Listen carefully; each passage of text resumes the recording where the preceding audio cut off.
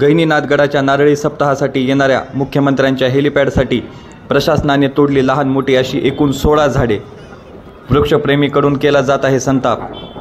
प्रशासनाने स्वतःचा त्रास वाचवण्यासाठी दिला झाडांचा बळी, तर शेतकऱ्यांसह वन विभागाची परवानगी घेतली होती का असा प्रश्न उपस्थित केला जात आहे।